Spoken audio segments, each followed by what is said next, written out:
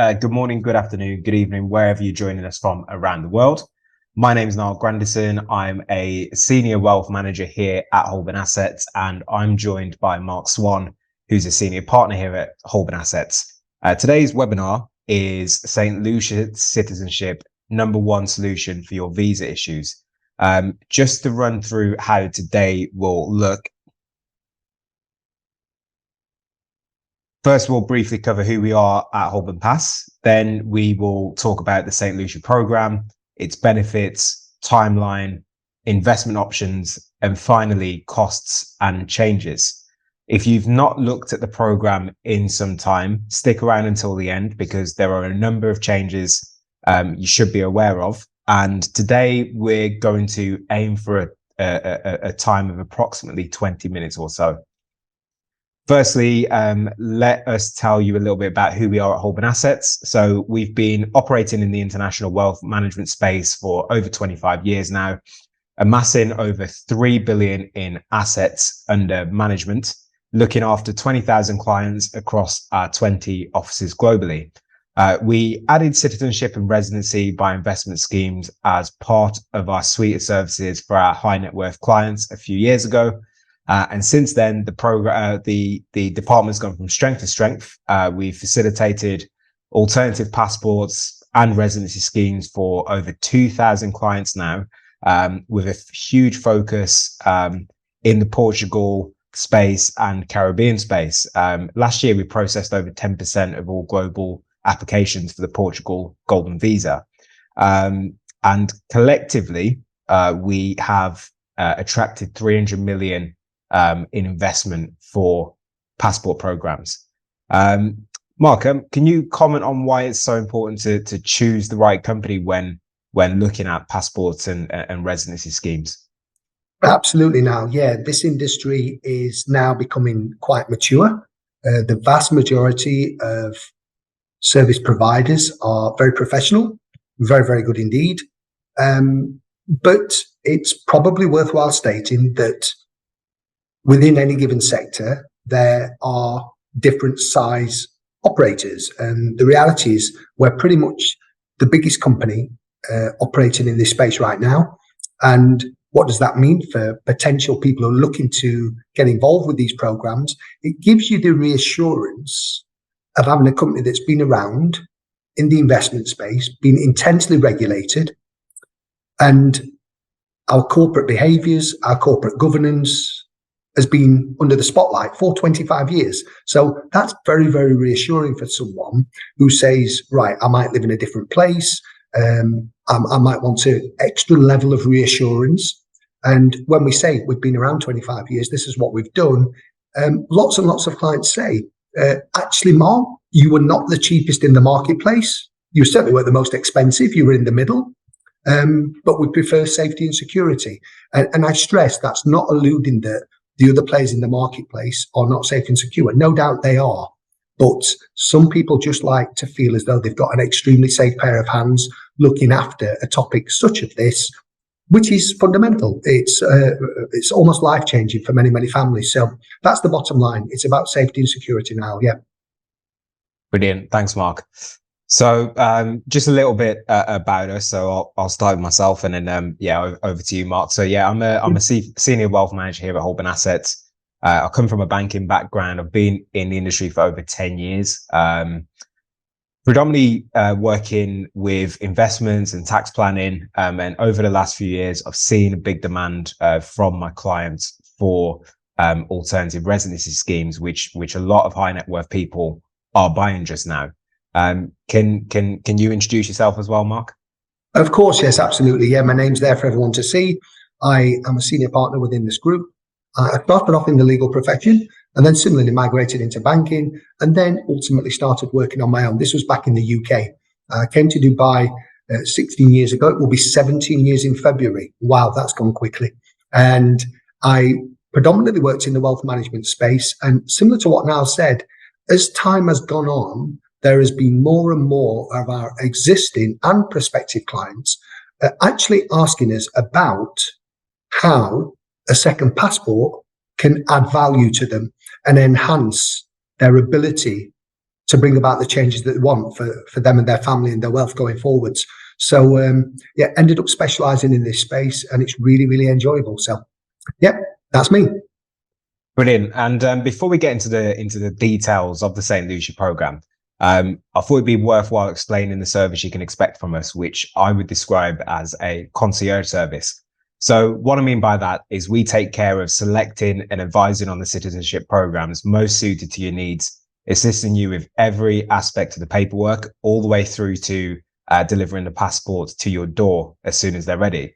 Out of all of the stage of the service that are listed here, A is arguably the most important, because after a one-to-one meeting with us, we may choose to recommend a program that's more closely suited to your needs in St Lucia, which is where our expertise definitely pay dividends. Now, the reason why we are highlighting St Lucia on today's webinar is because amidst the geopolitical risks we're seeing around the world, we're finding our clients are seeking a plan B, which gives them flexibility to travel and eradicates any visa issues. On top of that, they want that quickly at an accessible cost.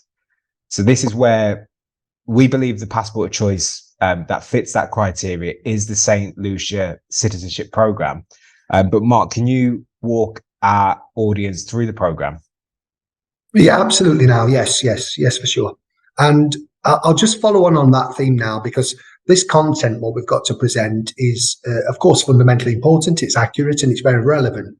And this will cover a range of benefits from the features that you'll hear me read out to you. But I just want to stress as well that the focus point of a product like this, it's really, really important to acknowledge where this product really, really adds value. And there's almost two groups, maybe three, but I think it's fair to distinguish between two groups of people. So our first group would be people who have lived with, many for generations, but certainly people for decades, or all their life, they've lived with travel difficulties and restrictions just by virtue of the way the world works. And politics aside, whether we agree or disagree, how it manifests itself is purely and simply, in many people around the world, despite how hard they work, how successful they are, how well they build up their wealth for their family, they simply struggle to travel with any degree of efficiency. And this is really, really difficult for many people. Many business owners, super successful, have to try and plan ahead, and their ability to get visas to access given markets around the world for anything like a short-term opportunity or a conference or a business opportunity that requires them to get there within a few days, even a week. For many people, this is downright impossible because they simply cannot travel without getting the required visas because of the passport they were born with. And it's really, really unfair. That's one group of people. The second group of people are perhaps in a situation that, following recent events, it could be anywhere around the world, but they find themselves in a precarious scenario by virtue of a set of events that has manifested itself in their current status, living in country A, B, or C. And they were living very happily, very securely in this given country on a work permit, on a residence visa, on some type of status that was essentially born upon the fact that country A had no problem with country B. So their life was just ticking along great. And all of a sudden, because of politics, because of some unforeseen event, all of a sudden they realized that, oh, wow, my ability to plan living here in this country right now with my family, my children, and everyone's so happy. And all of a sudden, I'm not so sure whether I'm going to be allowed to be here in 2 months' time, in 6 months' time. My current visa expires in 13 weeks' time, and I don't know whether it's going to get renewed. Through no fault of mine, but there is political issues, there's tensions between country A and country B, and I find myself now having to inform my family that we might have to start thinking about some radical shifts, i.e. we've got to leave. This is disastrous on an economic level, on a career level, but most importantly, on a family level, when everyone's settled and happy, children in school, and all of a sudden the world turned upside down. So I just wanted to put that in context, because of course we're going to tell you about the benefits of this country and its passport, how strong it is. But the reality is a lot of these benefits relate to the local tenure, the local geography, the local situation in the Caribbean. And it would be fair to say that many people who've purchased these passports in recent years say to us, this is all good and interesting, but actually, I just want an emergency plan. I need a plan B. And like Niall said, something that's affordable, something that's relatively swift in this sector of passports and residency. Sometimes attaining these types of product can take years, up to 10 years sometimes. And the fact that this is achievable within 6 months, it really is exactly what many people are looking for. So without further ado, of course, I'll go through these slides, but again, the context is really fundamentally important. So, okay, this is quite a long-standing program, coming into its 9th year. So again, in terms of, is it brand new? No, there's lots and lots of track record, lots of data for us to be able to say, this is what happens. This is how this country, this government treats this process, and it's very reassuring. The big one is point 2 there. Visa-free travel to 146 countries, including the UK and the EU, Hong Kong, Singapore, and of course, 142 more. It's ranked the 32nd best passport in the world. So just let me pull you back for 1 second to the context of, is this a good emergency plan? Is this a good plan B? Will this be a good choice for someone who says, if I'm going to venture into this space and actually purchase a passport for the benefit travel-wise, does this look strong? Yeah, this really is top-tier stuff. Okay? Processing can be as quick as 3 to 4 months. I say can be. Why? Because it's fundamentally important your expectations are not set wrong at the beginning. Our average, we normally say, is about 6 months. But it is possible that these passports get issued within 3 to 4 months, which is fabulous, but we don't plan on that. It's very, very flexible as a program, as well as you can see there. It can include dependent children under 30. That's amongst the highest age in the sector completely. And dependent parents over 55. This is an irrevocable citizenship, which is passed down. So when you've got it, ultimately it gets passed down to your family along the way. And that's going to occur, obviously, for generations to come. And really, really interesting, one of the most common questions is, do I have to visit St Lucia? The answer is no. So, economically, and again, I stress the fact that I know a lot of people will be saying, interesting, but it's not fundamentally important to me. But what is important is when you realize that St Lucia really is within its sector of the Caribbean top tier as well. So, it's a very, very stable country. It's still part of the Commonwealth, and its democratic system is based on the British parliamentary system. And again, I don't want to come across in any sense of elitist, but that system stood the test of time, works quite well, and as a result, St Lucia's system is stable and it works. Now, it's part of what I like to describe as the Caribbean EU, CARICOM, the OECS. What that means is when you are a citizen of one of these nations, you've essentially got residency in the other 8 as well, which is fabulous. So the ability to go there, live there, to remote work there in one of the most beautiful places in the world is a fact. And the reality is that many people say, yes, but it'd be great for a holiday, but I want to be near GCC. I want to be near Europe. Okay. The reality is many people will say they don't plan to go and live there. But as a visit, as a citizen, it's beautiful. One of the most famous honeymoon destinations. And I have to confess, I actually got married in St Lucia. So there you go. Personal experience. The place is wonderful. Okay. It's growing in terms of its economy. Essentially, it's a tourist economy. There's many non-stop flights and it's getting better and better.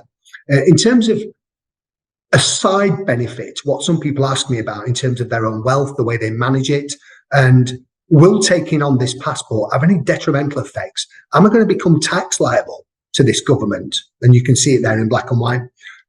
No capital gains tax, no stamp duty, no capital acquisitions tax, no inheritance tax, and no net worth tax.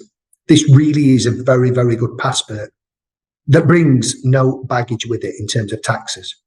And of course, many people say, yeah, but I've heard about the US tax system or the Australian tax system. It's getting more and more difficult to earn money outside the country within which I reside.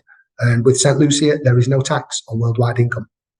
And we do know that the government is prepared to accept applications for Iranian nationals. It states that on the website with enhanced due diligence. But again, in terms of expectations and not letting people down, we acknowledge that it says that.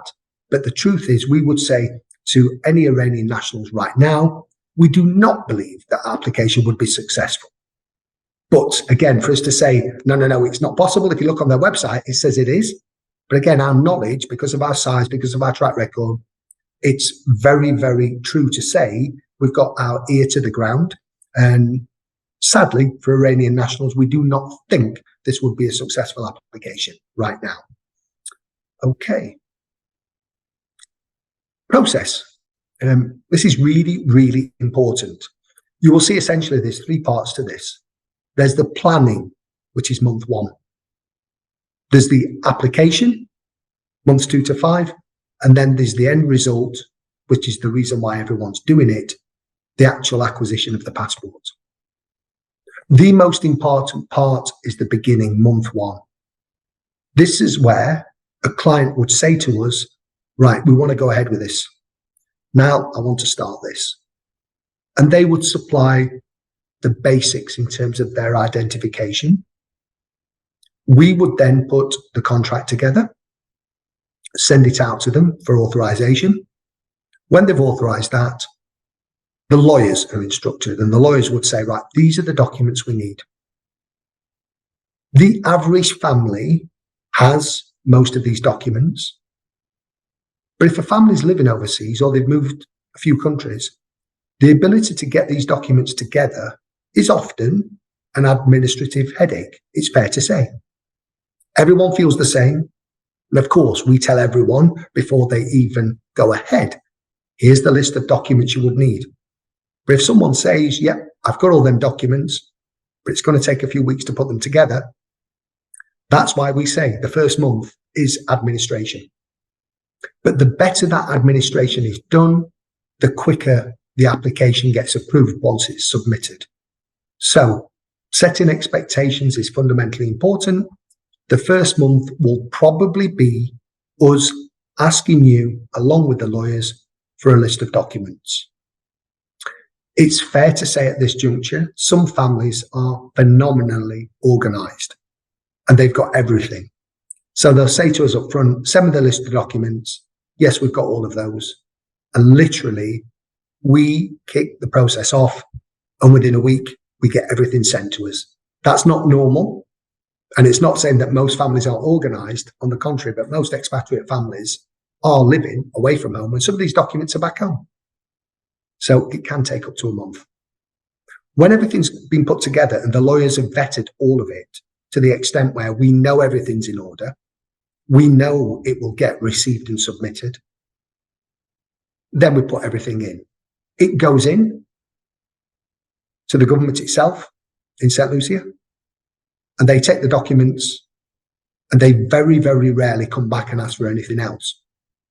In theory, they can, if anything's missing, but the fact that we vet everything and do lots and lots of work up front, it's the old adage about a stitch in time saves 9. So lots of work up front, getting the administration correct.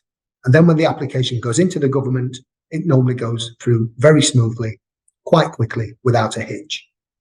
And then, of course, normally month 4, could be month 5, you get given approval. That actually means that you become a citizen. Not that you get your passport, but you become a citizen and you will receive a certificate of citizenship, which is wonderful. You know you've been successful. That's great. Then the passport is produced by the government and it's sent out by courier, very, very safe courier. And it's either sent to you direct if you prefer that, or if you're anywhere within the region of one of our offices, you can send it to us and then come in the office and collect it, or we can personally deliver it to you. So that's the process and timeline. As I say, at the risk of being flippant, if you put the work in the first month of getting everything in order, this is like clockwork. It's incredibly robust, very, very transparent, but most of all, consistently reliable. And that's what people want. They want to know what's going to happen and when. And we're really, really confident with this workflow. Okay? So, how do we do it? The reality is most people see this as a transaction, and it should be seen as a transaction. It's not a partnership. It's a contract where you pay a certain amount of money and you get a product in return. There is alternatives that make this more than a transaction. You can see there's the ability to use real estate as an asset involved in an investment to get the passport. There's the ability to invest in government bonds with the government of St Lucia to get the passport. Or there is the favourite, which is a donation. Now, politically, this is called a donation into the National Economic Fund. The reality is you buy nothing, you invest in nothing, you pay your money, and you get none of that money back. What you do get back in exchange is a passport. It deserves mentioning that many people do ask us, they say, well, I'd rather not just pay the money and get nothing back. And of course, we mention, well, you don't get nothing. Remember, you get this passport. Yeah, but is there an ability to actually get some money back via an investment?